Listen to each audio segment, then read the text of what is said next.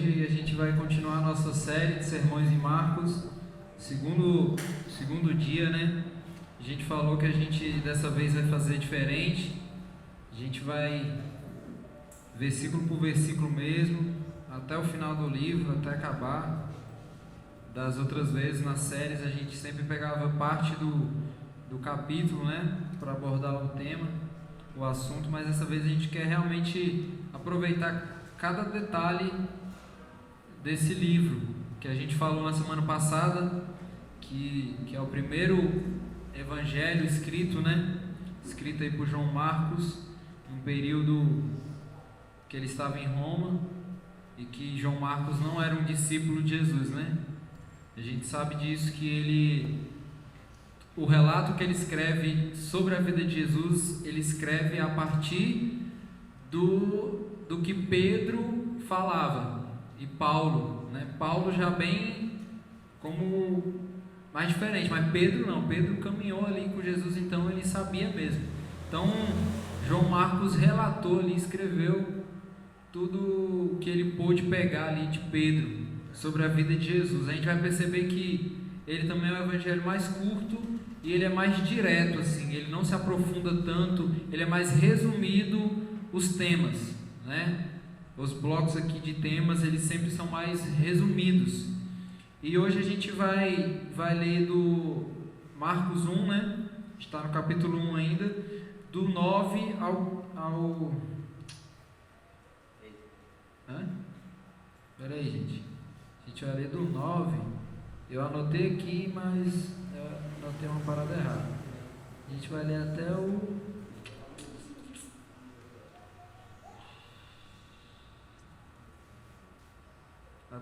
do 9 ao 12. Não, ao 13. Beleza? A gente vai ler do 9 ao 13. O texto fala o seguinte: naqueles dias Jesus veio de Nazaré da Galileia e foi batizado por João no rio Jordão. Logo ao sair da água, Jesus viu o céu se abrindo e o Espírito descendo como pomba sobre ele. Então veio uma voz dos céus que dizia: Tu és o meu filho amado, em ti me agrado. E logo o Espírito conduziu Jesus ao deserto, onde ficou durante 40 dias, sendo tentado por Satanás. Estava com as feras e os anjos o serviam. Na semana passada a gente introduziu mais ou menos o Evangelho de Marcos, apontando para a ideia de que João Batista ele veio com uma função profética de anunciar, preparar o caminho de Jesus, né? O início do ministério de Jesus. Sabe que era meu pai. Então João Batista ele veio com essa função de anunciar, e a forma de anúncio no qual Jesus estava vindo, que ele estava preparando o caminho, era a questão do arrependimento. A gente sabe muito bem e a gente falou todos esses dias, que Jesus ele não morre por quem não se arrepende, é fato. Então essa questão do arrependimento com a vinda de Jesus tem toda uma ligação, porque o ser humano ali, ele se arrepende, por quê? Porque ele foi alvo da graça de Deus, porque se não fosse isso, ele não se arrependeria. É tanto que tem gente que não se arrepende, tem gente que vai passar o resto da vida, você pregando o evangelho para ele, você falando ali do que ele está errado, e ele não vai se arrepender. A gente sempre fala isso aqui e é fato. Por quê? Porque não entendeu a graça ou não foi alcançado por essa graça. A resposta que nós damos à graça de Deus, que é a fé, ela vem por meio do arrependimento, de você confessar os seus pecados, confessar as suas falhas, se arrepender. E pronto, agora você se sente não justo, mas justificado pela graça de Deus, por causa da cruz de Cristo. Então essa foi a proposta de João Batista, anunciar, olha, ele anunciava no deserto, preparando o caminho, arrependam-se, preparando o caminho para quê? Para apresentar o chamado ministério de Jesus, né? E a gente começou o texto aqui lendo que naqueles dias, né, quais dias?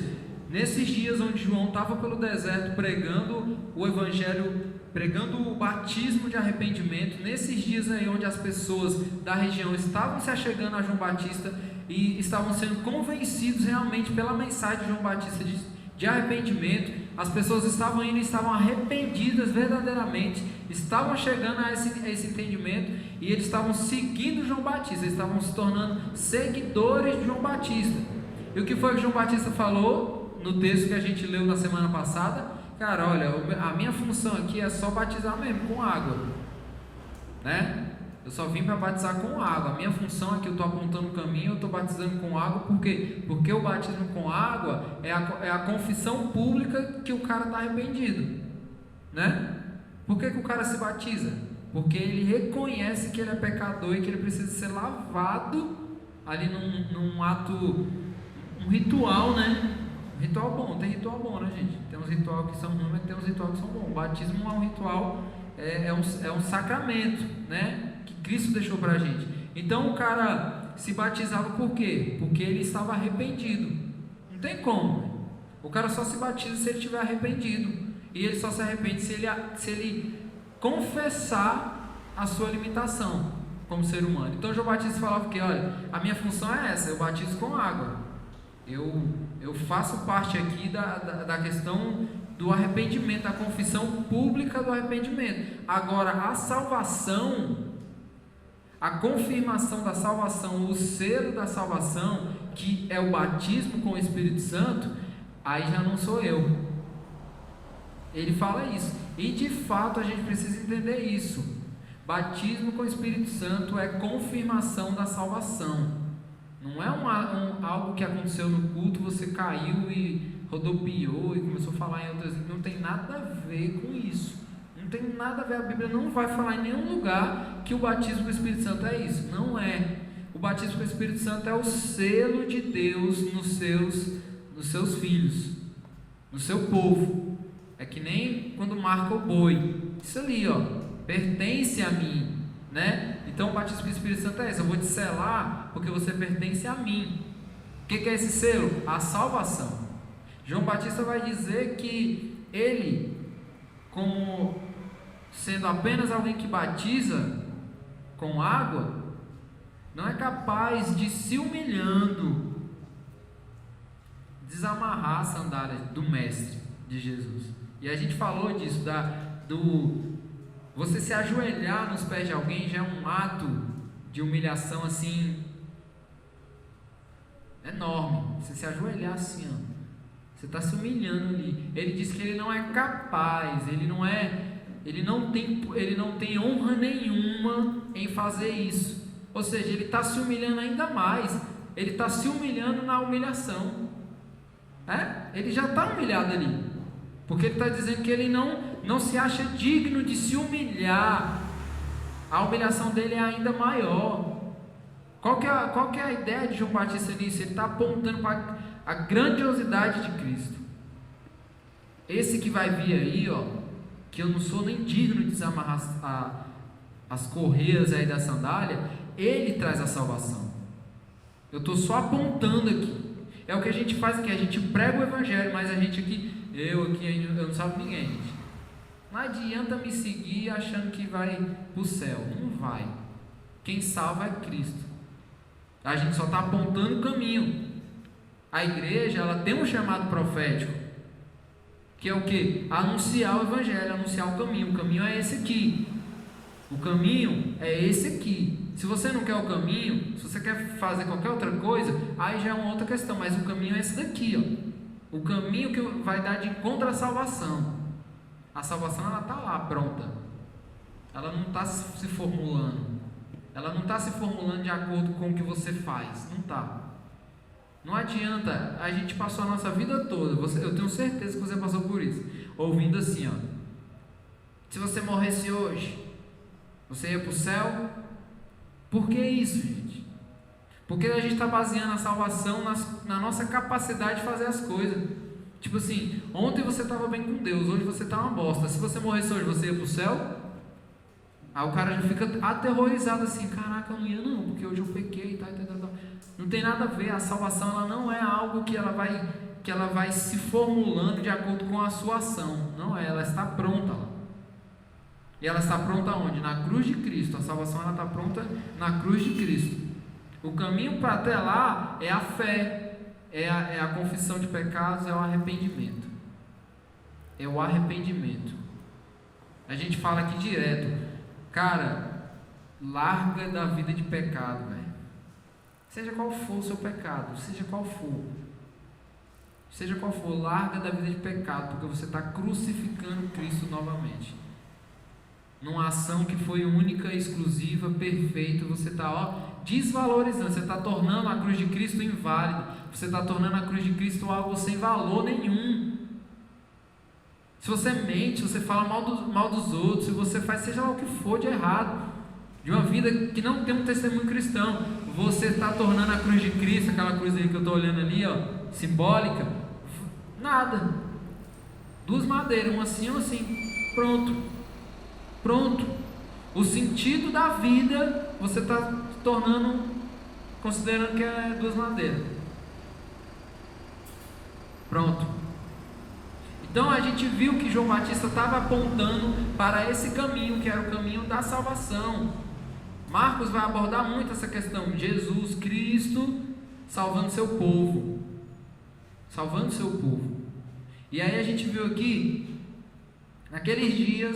nesses dias aí onde João Batista estava pregando o batismo de arrependimento, as pessoas estavam se arrependendo, estavam sendo convertidas. Nesses dias, Jesus veio de Nazaré, da Galileia, e foi batizado por João no Rio Jordão.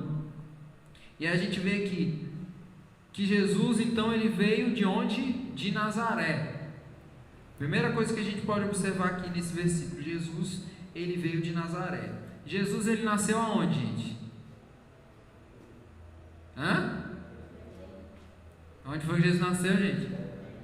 Vocês têm um medo de falar, né? Belém do Pará ou Belém?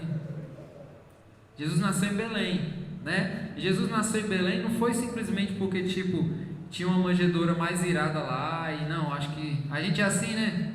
Eu, quando a Ciane estava grávida, não, a gente tem que procurar um lugar para o Tito chegar, né?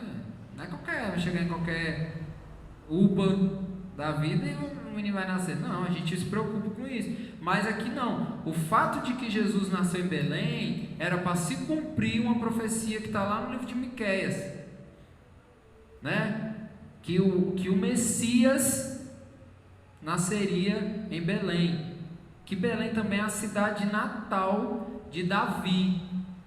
Jesus Cristo, filho de Davi. Ele era filho de Davi?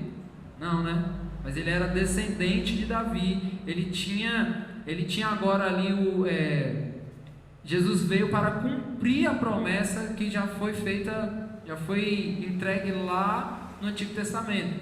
Então Jesus, ele nasceu em Belém e é muito provável que ele passou a sua infância em Nazaré. Em Nazaré, ali na região da Galileia. Então, quando Jesus vem até João, Jesus veio de Nazaré da Galileia e foi batizado por João no Rio Jordão. Ali está começando o ministério de Jesus. Dali para trás, Jesus era o carpinteiro, o nazareno. E por que as pessoas chamavam Jesus de Nazareno? Nazareno não era algo legal, não era um apelido simplesmente porque o cara nasceu, no caso ele nasceu porque ele era da região de Nazaré. Não, ele não era chamado de Nazareno só por causa disso. Ele era chamado de Nazareno porque esse termo era um termo pejorativo. Os judeus da época tinham os nazarenos como verdadeiros ímpios. Por quê? Porque eles achavam que aquela região ali era uma região só de pagão. Então, quando Jesus é chamado de Nazareno, não é simplesmente porque ele veio da região de Nazaré, é porque aquilo era uma ofensa do judeu a ele.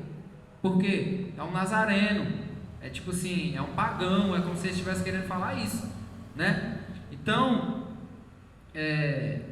Jesus vai até ali o Rio Jordão, na região ali onde João Batista estava exercendo o seu ministério, e ali ele é batizado por João. O texto está dizendo: foi batizado por João no Rio Jordão. Tem um texto de Mateus que fala desse tema aqui, que fala o seguinte, ó: por esse tempo Jesus foi da Galiléia para o Rio Jordão, a fim de que João o batizasse. João, porém, quis convencê-lo a mudar de ideia, dizendo: eu é que preciso ser batizado por você, e é você que vem a mim? Mas Jesus respondeu: deixe por enquanto, porque assim nos convém cumprir toda a justiça. A gente estava falando sobre isso também no culto passado. Por que Jesus, que era Deus, se submete ao batismo de um homem, né? E a gente entende que Jesus, ele nasce debaixo da lei. Jesus, ele não nasceu simplesmente Deus. Jesus nasceu homem. Ele era um Deus homem, e por ser um Deus homem, ele nasceu debaixo da lei. E o texto aqui está dizendo qual que é a resposta de Jesus? João primeiro está se colocando em submissão diante de Jesus, né? Tipo assim, Jesus, poxa vida, eu sou ridículo isso aqui. Eu é que preciso ser batizado por você, e é você que vem a mim. João reconhece quem Jesus é. João está se submetendo ao senhorio ali de Jesus. Só que o que Jesus está querendo dizer para ele? Deixe por enquanto. O que é esse por enquanto? Por enquanto que a gente está vivendo aqui, eu tenho que cumprir a lei. Deixe por enquanto, porque assim nos convém cumprir toda a justiça. Olha o detalhe da justiça aí. Jesus foi para a cruz para fazer justiça. Foi ou não foi? Jesus foi para a cruz para fazer justiça. Por quê? Porque o pecado é a injustiça, e Jesus foi para pagar, quitar toda a dívida de injustiça. Então Jesus está dizendo: deixe por enquanto, porque assim nos convém cumprir toda a justiça. Jesus entende o plano ali de Deus, e ele se submete ao plano de Deus. Jesus se submete ao plano de Deus. E o versículo 10 fala o seguinte: logo ao sair da água, Jesus viu os céus se abrindo e o Espírito descendo como pomba sobre ele. É interessante que esse versículo começa com a palavra logo. E Marcos, quando ele fala logo, ele está falando de algo imediato. Ele está falando assim: quando Jesus saiu da água, automaticamente, imediatamente, os céus se abriram e o Espírito desceu como pomba sobre ele. Logo, imediatamente. Então o que a gente vê aqui? A gente já consegue ver a ação da Trindade no batismo de Jesus. Olha a ação da Trindade no batismo de Jesus. O Pai falou do céu, né? O que a gente viu aqui? Então veio uma voz dos céus. Essa voz era de quem? De Deus, do Pai, a Trindade, a pessoa do Pai, né? Uma pomba desceu como sinal da unção do Espírito, o Pai e o Espírito ali compactuando, validando. A Trindade estava ali validando aquele momento. A Trindade estava validando o batismo de Jesus ali, como algo realmente que era para acontecer. Tem um detalhe aqui: como pomba sobre ele. O que isso quer dizer? Não significa que Jesus estava sendo cheio ali pelo Espírito. Tipo, a pomba veio sobre ele. Não queria dizer que ele estava sendo cheio do Espírito. Não queria dizer que ele estava ali meio que sendo... que estava enxertando, né, Espírito nele. Mas estava mostrando que ele estava sendo marcado como quem tem o Espírito.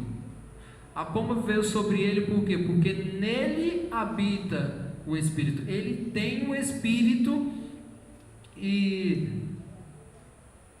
esse Espírito é o que batizaria, que trazia o batismo. Jesus tem o Espírito, que é o quê? O que vai trazer o batismo com o Espírito, que é a salvação. Você vê aí essa ligação. Uma voz dos céus que dizia... que a voz do céu dizia? Você é o meu filho amado, em você me agrado. Então o Deus Pai está se alegrando com o amor e a obediência de Jesus. Deus está se alegrando com a obediência de Jesus. Ele fala: este é o meu filho amado, nele eu tenho alegria, nele eu tenho prazer, nele eu me comprazo, né? Várias versões aí.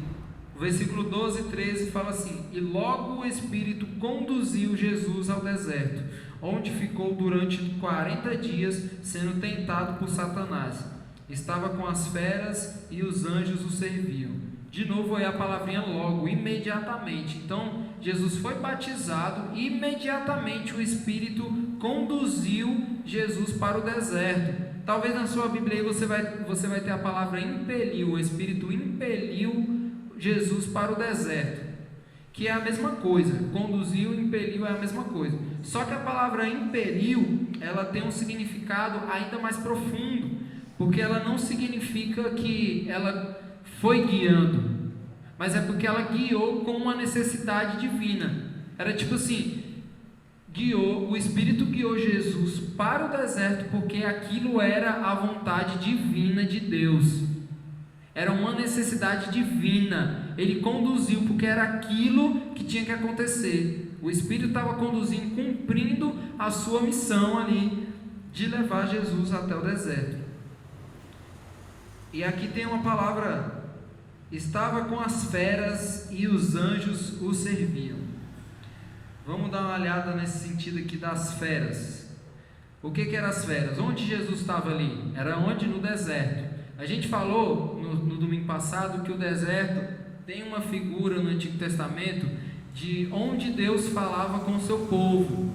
Quando Deus queria falar, Ele falava também por meio do deserto. O deserto era um lugar para que Deus falasse com o povo. Mas também o deserto ele tem uma figura de maldição. É um lugar de maldição também. Então, tipo assim, quando o texto está dizendo que o Espírito conduziu Jesus ao deserto, onde ficou durante 40 dias sendo tentado por Satanás, estava com as feras, ele estava querendo dizer que Jesus estava ali num ambiente de maldição, e as feras é realmente o império das trevas mesmo ali, os demônios. Ele estava ali rodeado pelos demônios. Jesus estava nesse ambiente no deserto. E aí o texto continua dizendo que estava com as feras e os anjos o serviam. Os anjos estavam o servindo como? Dando capacidade para Jesus viver aquele momento ali de boa. Os anjos estavam ali como auxiliadores, né? Protetores disso. E tem um detalhe interessante aqui nisso, porque nessa questão de Jesus sendo levado para o deserto para ser tentado, porque o primeiro homem, o primeiro Adão, ele foi tentado no jardim e ele caiu, né? E o segundo Adão, que é Cristo, que é Jesus, ele é tentado no deserto agora e ele não cai. Percebe aí essa ligação, esse elo aí, esse link do acontecido lá no Éden e o link do acontecido no deserto. Jesus ali, não se submetendo à vontade de Satanás. Jesus está ali não se submetendo ao que Satanás está propondo para ele. Então Jesus venceu ali e foi fácil o que Jesus fez. E tem aquele texto de Gênesis, quando Deus fala para a mulher a consequência do pecado dela, e aí ele fala que o descendente da mulher, apontando para Jesus, pisaria na cabeça de Satanás. E aqui a gente vê realmente Jesus, o descendente ali de Eva, pisando na cabeça de Satanás.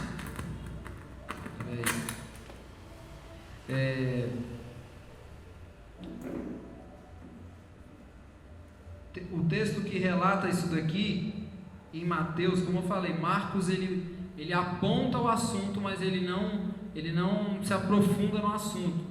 E eu peguei um texto aqui de Mateus que relata isso. Fala o seguinte: a seguir, Jesus foi levado pelo Espírito ao deserto para ser tentado pelo diabo. E depois de jejuar 40 dias e 40 noites, teve fome. Então o tentador, aproximando-se, disse a Jesus: se você é o Filho de Deus, mande que estas pedras se transformem em pães. Jesus, porém, respondeu: está escrito, o ser humano não viverá só de pão, mas de toda a palavra que procede da boca de Deus.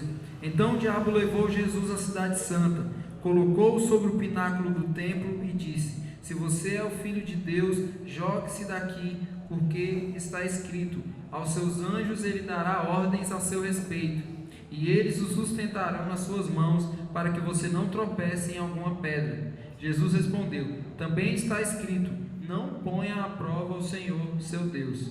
O diabo ainda levou Jesus a um monte muito alto, mostrou-lhe todos os reinos do mundo e a glória deles, e disse: tudo isso lhe darei, se prostrado você me adorar. Então Jesus lhe ordenou: vá embora, Satanás, porque está escrito, adore o Senhor seu Deus e preste culto somente a Ele. Com isto o diabo deixou Jesus, e eis que vieram anjos e o serviram, Então, qual foi o tempo que Jesus ficou ali no deserto sendo tentado por Satanás? 40 dias e 40 noites. Engraçado que isso aqui também, para você ver como a beleza da Bíblia. A Bíblia ela se encaixa. Hoje eu estava falando com o Sincero e a Giovana, que às vezes a gente quer ler a Bíblia no Antigo Testamento assim na ordem, e aí chega numa parte que você fica, cara, não estou entendendo nada, mas quando você vai ler o Novo Testamento, começa a trazer clareza àquilo que você já leu ali no Antigo Testamento. Por quê? Porque as coisas elas se encontram, ela tem uma direção. A Bíblia ela vai narrando tudo para uma direção, para um alvo. Então, qual que é o comparativo aqui de Jesus 40 dias e 40 noites jejuando, sendo tentado? O comparativo de 40 anos do povo de Israel no deserto. O povo de Israel estava no deserto, e o que eles estavam fazendo lá? Murmurando. Eles tinham maná ali diário, eles não acreditavam, eles não tinham fé, eles murmuravam, eles reclamavam da comida, eles não obedeciam, e com isso eles revelavam o que era o coração deles. Eles revelavam tudo e aonde estava o coração deles. E o maná diário de Deus para o povo no deserto era para mostrar que a necessidade humana não era apenas de comida. Não era apenas de comida. Por que Deus mandava um maná diário? Por que Deus não mandou assim de uma vez só e falou assim: gente, se ajudem aí, administrem bem esse maná, porque tem que durar aí a semana toda? Não, Deus mandava diário. Por quê? Porque Deus queria ensinar para o povo que aquele momento ali era para ser vivido naquele momento, e que o coração deles, a confiança deles era para estar na provisão de Deus, que estava mandando o maná diário. Aí o que os caras queriam fazer? Queriam guardar o maná, porque não sabiam o que poderia acontecer no outro dia. E o que poderia acontecer? Ficar podre. Por quê? Porque o maná era diário. A provisão de Deus para o povo no deserto era diário. Por quê? Porque Deus queria somente alimentar? Não. Deus queria mostrar que não é só o pão, não é só de pão, não é só o alimento que vive o homem. Não é só de alimento que vive o homem, mas de toda a palavra que procede da boca de Deus. Esse é o que nos alimenta. O que traz alimento para a nossa vida, que faz com que a nossa vida realmente exista, é o que procede de Deus. Você lembra quando Jesus falou para os discípulos? Os discípulos doidos: não, Jesus, vamos comprar comida. Jesus falou: a minha comida é fazer a vontade do Pai. Você acha que Jesus estava satisfeito fisicamente? Não sei. Mas Jesus, ele tinha ali uma prioridade. Jesus estava olhando para algo que era mais importante. E por causa disso ele falou: a minha comida, o que satisfaz as minhas vontades, o que satisfaz a minha vida é fazer a vontade do Pai. Então Jesus ficou 40 dias no deserto, 40 dias e 40 noites, né? E o texto fala que ele teve fome. Ele teve fome. E Satanás fala assim para ele: se você é o Filho de Deus, mande que estas pedras se transformem em pães.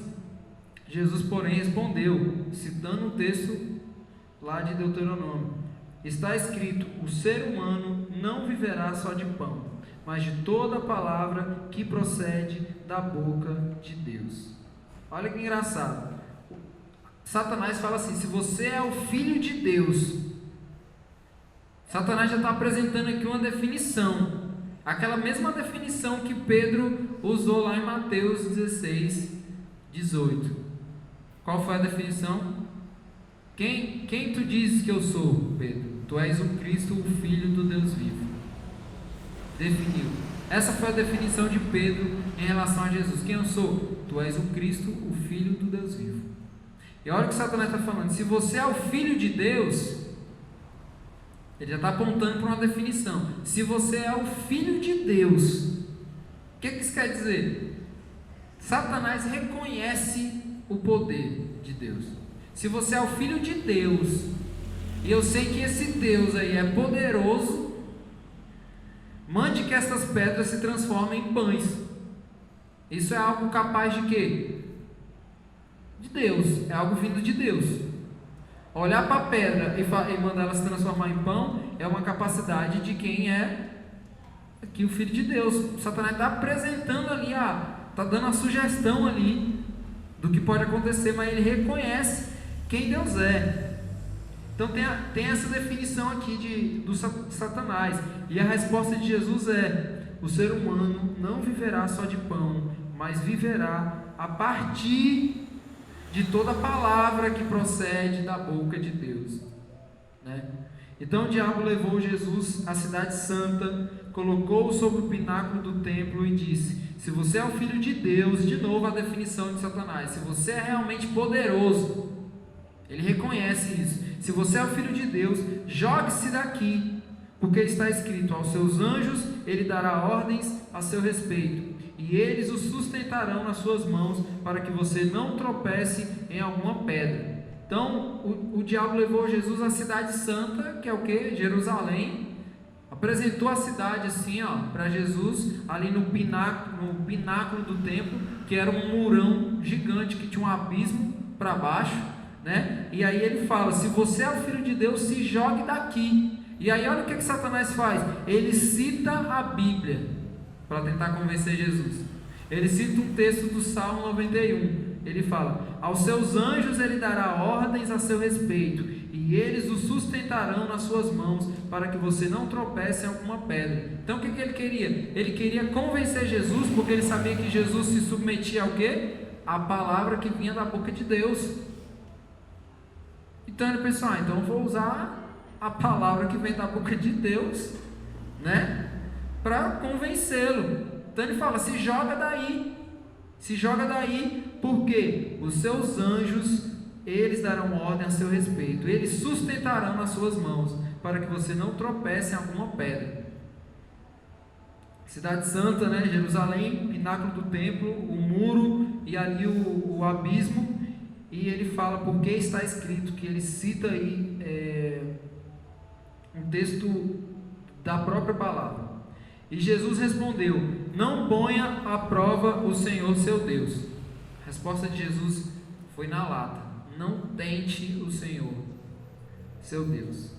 O diabo ainda levou Jesus a um monte muito alto, mostrou-lhes todos os reinos do mundo e a glória deles, e disse: tudo isso lhe darei, se prostrado você me adorar. Então Jesus lhe ordenou: vá embora, Satanás, porque está escrito: adore o Senhor seu Deus e preste culto somente a Ele. Com isto o diabo deixou Jesus, e eis que vieram anjos e o serviram. Aqui foi a matada final aí de Jesus em Satanás. Vai embora. Tipo assim, você não vai convencer. O que foi que o Satanás agora propôs para Jesus? Qual foi a última proposta do diabo para Jesus? Levou ele a um monte muito alto, mostrou ali todos os reinos, né? Mostrou ali toda aquela região, todas as cidades, mostrou tudo que ele poderia ver ali, ó, em cima do monte, tudo que ele poderia ver, tudo que os olhos dele alcançavam.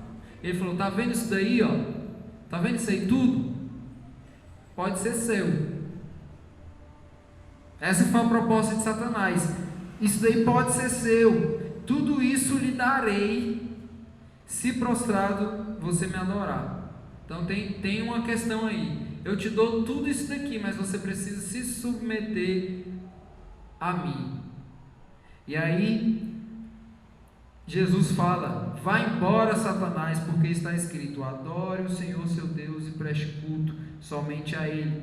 Com isto o diabo deixou Jesus, e eis que vieram anjos e o serviram. Então o que a gente vê aqui? Que Satanás está querendo comprar Jesus com algo que não está no plano de Deus.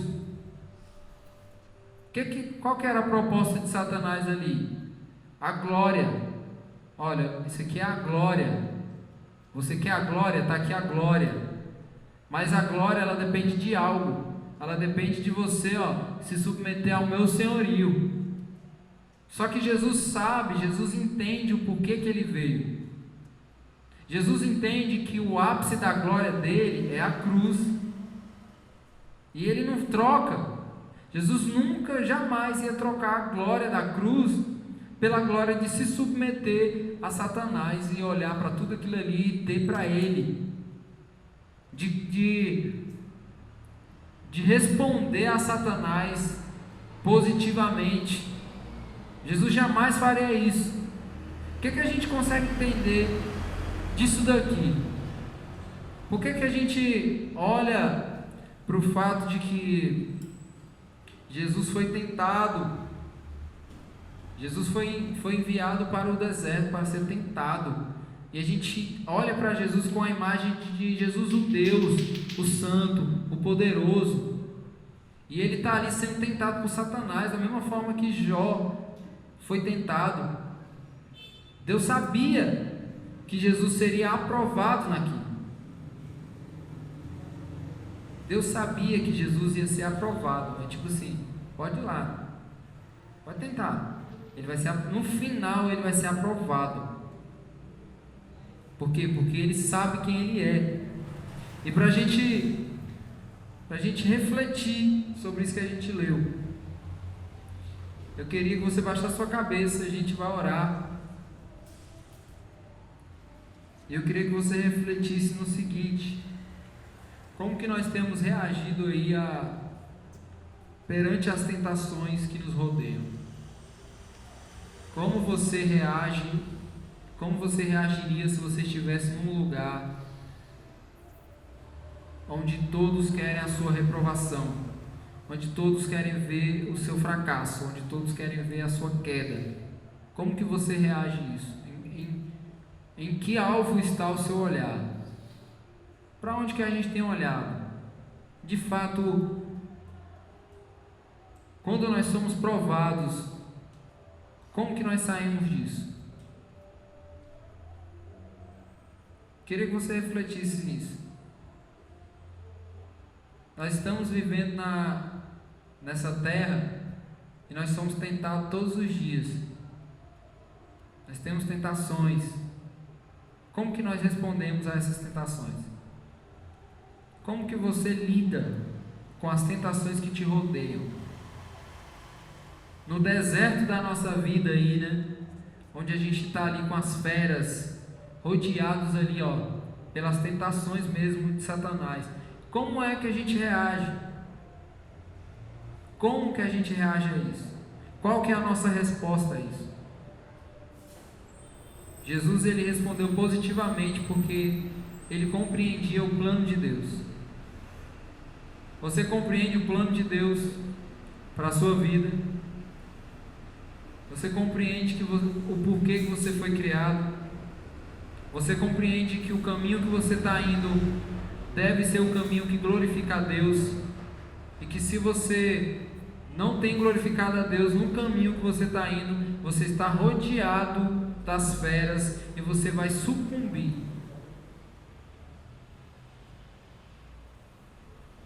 Essa é a nossa reflexão de hoje. É isso que eu queria que a gente refletisse hoje. Como que a gente lida com as tentações que nos rodeiam, que nos sufocam? Como que a gente lida? Como que a gente olha para elas e olha para Cristo? Queria que você fizesse uma oração particular.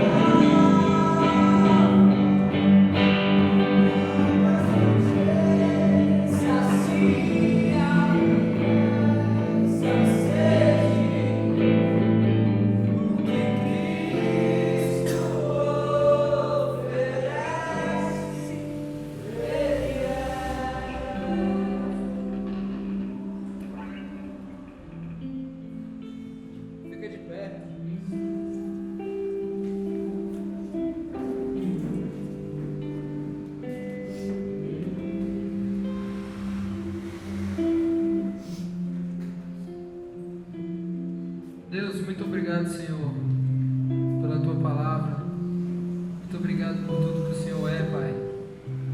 Muito obrigado porque aquilo que o Senhor ofereceu para nós é algo da Tua natureza, Pai. É aquilo que o Senhor é. Nós te agradecemos porque temos sido agraciados todos os dias, Pai. O Senhor tem nos livrado, Pai, das tentações. O Senhor tem nos livrado, Pai, dos nossos pecados. O Senhor tem nos livrado, Pai, da escravidão desses pecados. E nós temos vivido com o objetivo de glorificar o Teu nome, Pai. Deus, eu oro por cada irmão que está aqui nessa noite. Eu oro para que o Senhor cuide, Pai, de cada um deles. Eu oro para que, como a Tua palavra fala, Pai, que nós venhamos nos sujeitar uns aos outros, Pai, por temor a Cristo. Deus, que o Senhor coloque no nosso coração um anseio e um cuidado, Pai, uns com os outros, Pai. Nós não queremos viver para nós mesmos, Pai. Nós não queremos ver os nossos irmãos se afundando. Nós não queremos ver os nossos irmãos morrendo, Pai. Ficarmos parados, Pai. Que o nosso amor a Ti seja revelado através disso, Pai, do nosso cuidado, Pai, uns com os outros, Pai, se sujeitando, se submetendo, Pai. Deus, cuida da vida de cada um que está aqui, Pai. Cuida dessa igreja, Pai. Essa igreja pertence a Ti, Pai, a Sua igreja, Pai. Não há nada que nós possamos fazer, Pai, para que as coisas realmente aconteçam, senão que a igreja é Tua, Pai. E o Senhor faz aquilo que o Senhor quer, Pai, com o Teu povo. Mantenha os nossos olhos e a nossa vida na centralidade do Evangelho. Que o nosso objetivo seja somente viver o Evangelho, Pai. Pregar o Evangelho. E que o Senhor cuide do Seu povo. Que o Senhor cuide da Sua igreja. Em nome de Jesus. Amém. Pode sentar.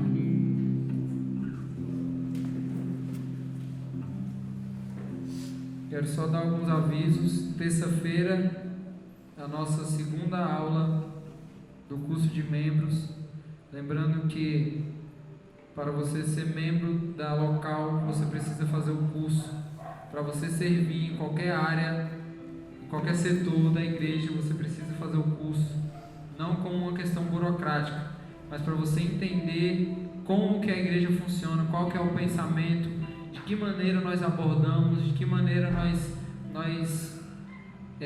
tratamos dos assuntos que dizem respeito à vida mesmo da igreja, do evangelho, da fé cristã, todas essas coisas. Terça-feira a gente teve a primeira aula e foi muito massa, né? Que todo mundo que se inscreveu veio, foi massa. Veio até pessoas a mais que não tinham ainda colocado o nome e vieram, e foi muito bom. Tem uma coisa, o curso não pode faltar, gente. Se você veio o primeiro dia, você tem que vir até o final. Serão 5 terças-feiras para você cumprir o curso, e depois dessas 5 terças-feiras você vai fazer uma entrevista onde nós vamos perguntar o que você aprendeu e não o que você decorou. Não se trata de decorar para ser parte de uma igreja, se trata de aprender sobre as questões do evangelho. Então, no final desse curso, você vai fazer uma entrevista com perguntas sobre o curso, e depois dessa entrevista você vai realmente falar se você quer ser um membro ou não. Você pode muito bem fazer todo o curso e no final falar assim: ah, muito legal e tudo, mas não quero não. Beleza, tchau, nos vemos por aí. Que você sirva ao Senhor em qualquer outro lugar e que você vai continuar sendo nosso irmão em Cristo. Mas